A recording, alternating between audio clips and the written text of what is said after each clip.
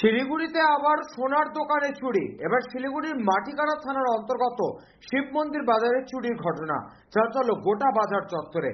সোমবার বেলা 12টা নাগাদ শিব মন্দির বাজারের এই জুয়েলারিতে প্রথমে এক যুবক সোনার লকেট কিনতে ঢোকেন।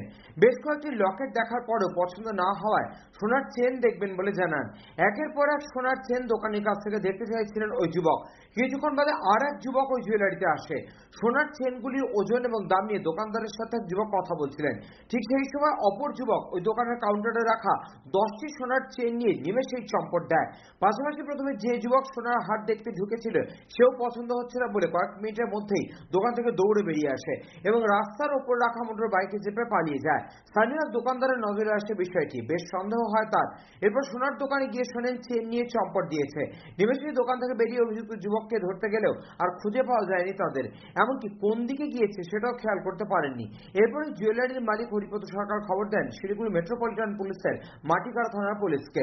খবর পেয়ে ছুটে আসে মাটিকাড়া থানার পুলিশ। জানা গেছে 10টি চেনের আনুমানিক বাজার মূল্য প্রায় 10 লাখ টাকা। সোনার জিনিস খুইয়ে মাথায় হাত পড়েছে হরিপদ বাবুর। তার দাবি, বাড়িঘর না করে সমস্ত পুঁজি ব্যবসায় লাগিয়েছিলাম, এখন এতগুলো চেন হারিয়ে একেবারে নিঃস্ব হয়ে গেলাম। এলাকার সিসিটিভি ফুটেজ এবং দোকানের সিসিটিভি ফুটেজ সংগ্রহ করেছে পুলিশ। গোটা ঘটনার তদন্ত চলছে। Bureau report, channel 24/7। ঘটেছে বলতে আমি তো দোকানের সামনে বসেছিলাম, তো কি মানে ফট করে দেখলাম লোকটা দৌড়ে বেরিয়ে গেল। তো অতক্ষণে আমি বুঝতে পারিনি। তো যার দোকানে চুরি হয়েছে সে আমার কাকু বলি আর কি। মনে হলো সন্দেহ মনে হলো আমার। তো ভেতরে গেলাম। ভেতরে যাওয়ার পরে তখন উনি বলছে যে ধরো ধরো চোর চোর। ততক্ষণে মানে আমরা যখন ধরতে যাবো মানে সামনে ওনার বাইক রাখা ছিল, বাইকে করে অতক্ষণে উনি বেরিয়ে গেছে। তো অনেকটা লেট হয়ে গেছে। তো আমরা পেছন পেছন দৌড়ে গেলাম। তখন ডান দিয়ে গেল না বা দিয়ে গেলো বুঝতে পারিনি। দেখেছেন কি না, স্পষ্ট টুপি পরা ছিল দুজনের, মানে একজনকে দেখেছি আর একজন মানে দুজনেরই টুপি পরা। মানে এই এলাকায় কি কাউকে আগে কখনো না না এই এলাকায় তো আগে কখনো দেখিনি বলে মনে হয় না। এগুলো না ক্লিয়ারভাবে বুঝতে পারিনি। এরকম একটা ঘটনা এলাকার মধ্যে কতটা আতঙ্কে রয়েছে? সবাই তো এই আতঙ্কে রয়েছে। মানে এখন পুলিশের প্রশাসনের একটু মানে দেখা উচিত। হ্যাঁ না, একজন পরে আসছে, বলতেছে লকেট নিবো। প্রথমে লকেট পছন্দ হয়নি, আরও লকেট দেখো। দেখালাম, বললেন না লকেট নিবো না, চেন দেখো, চেন নিবো, গিফট করবো, কেউ কেউ হয়তো গিফট করবে, বলে চেন দেখো। চেন দেখালাম 10টা চেন, বলে এগুলো পছন্দ হচ্ছে না, রেখে দিলাম।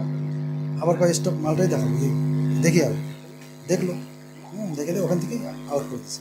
তারপরে একজন চলে গেল মাল নিয়ে, আমরা লক্ষ্য করিনি, সিসি ক্যামেরা দেখলাম পরে বুঝতে পারিনি এরকম করলো।